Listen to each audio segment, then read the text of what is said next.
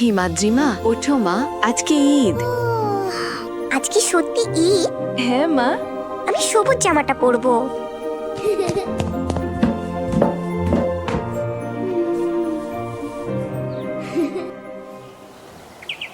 হিমাদ্রিমা, বাবা বাবা বাবা, আমাদের গরুটা কি অনেক বড়?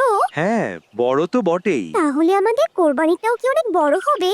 গরু বড় হলেই কোরবানি বড় হয় না মা, কোরবানি বড় হয় নিয়ত দিয়ে। নিয়ত আবার কত বড় হয়? অনেক বড়।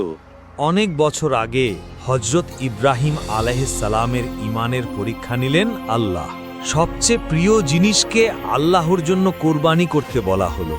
হজরত ইসমাইল আলাইহিসসালাম শান্ত মনে বললেন, আব্বা, আল্লাহ যা আদেশ করেছেন তাই করুন।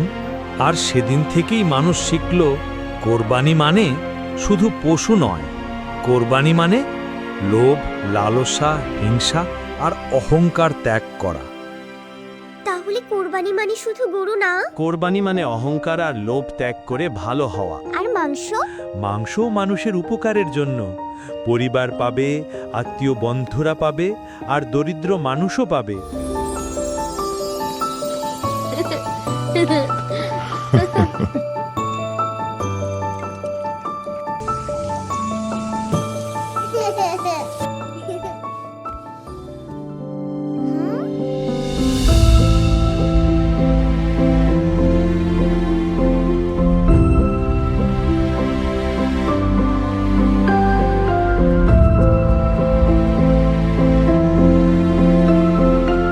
হিমাদ্রি, জামাটা কেন নিলে?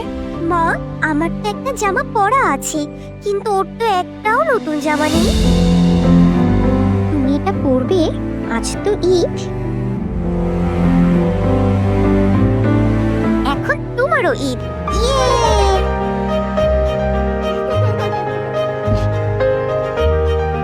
আসো মা। ত্যাগের মহিমাকে ধারণ করে আসুন অসহায়ের পাশে দাঁড়াই, হাত বাড়াই। হেরিংটনের পক্ষ থেকে সবাইকে জানাই ঈদের শুভেচ্ছা।